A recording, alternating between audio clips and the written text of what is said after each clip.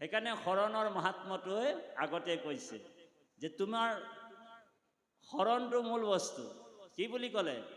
জ্ঞানে তীৰ্থে জ্ঞানে কৰ্মে তীৰ্থে ব্ৰতে অনকৰিয়া মন অসুদীৰ্ঘ বিশ্বাসে লয়ো মুহূৰ্ত শৰণ। এতিয়া যে জ্ঞান আৰু কৰ্ম, এই জ্ঞাননো কি আৰু কৰ্মনো কি? এই প্ৰশ্নটো উদ্ধৱকো ভগৱান কৃষ্ণই সুধিছিল বাপাইসকল। এই উদ্ধৱে ভগৱান কৃষ্ণক সুধিছিল এই প্ৰশ্নটো। কি বুলি ক'লে? কেহু বোলে জ্ঞানে গতি, কেহু বোলে কৰ্ম। কোনোবাই জ্ঞানে গতি কৈছে, কোনোবা কৰ্মত গতি বুলি কৈছে।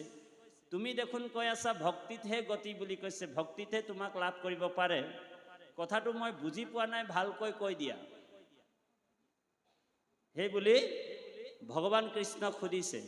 তেতিয়া ভগৱানে কৈছে যে কৰ্মৰ পুচিলা বাণী শুনা আকৌ মহামানী, যিটো নাম নলয় আমাৰ, জনম গোৱাইলা মিছা নুশুনে আমাৰো কথা বা কৃষ্ণৰ কথা, তাৰেহে কৰ্মত অধিকাৰ।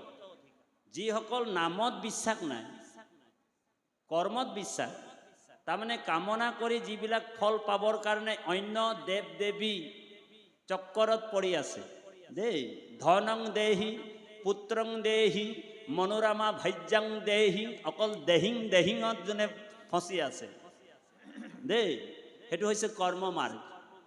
সেইকাৰণে ভগৱানে কৈছে কৰ্মৰ পুচিলা বাণী আকে শুনা মহামানী, যিটো নাম নধৰে আমাৰ, তেওঁ নামত বিশ্বাস নাই, মোৰ নাম নলয়।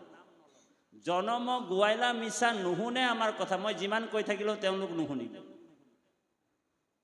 জনম গোৱাইলা মিছা নুশুনে কৃষ্ণৰ কথা, তাৰেহে কৰ্মত অধিকাৰ।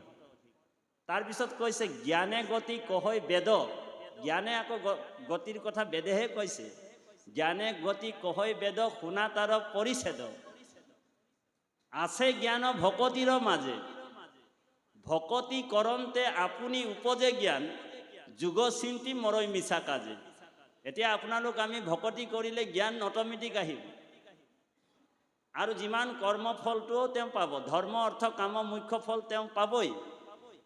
ভকতি কৰিলে ভগৱন্তক এইখিনি পাবই, পোৱাৰ পিছতো তেওঁলোকে যদি সেই তাতেই লাগি থাকিব, তো ভগৱন্তই কৈছে মোৰতো তাত দুখৰ কথা নাহে, মইতো 3টা ৰাস্তা দিছোঁ মোক পোৱাৰ কাৰণে। এটা হৈছে কৰ্ম মাৰ্গ, এটা জ্ঞান মাৰ্গ, আৰু এটা ভক্তি মাৰ্গ। কিন্তু ভক্তি মাৰ্গটো একেবাৰে সহজ মাৰ্গ, একেবাৰে সহজ ৰাস্তা।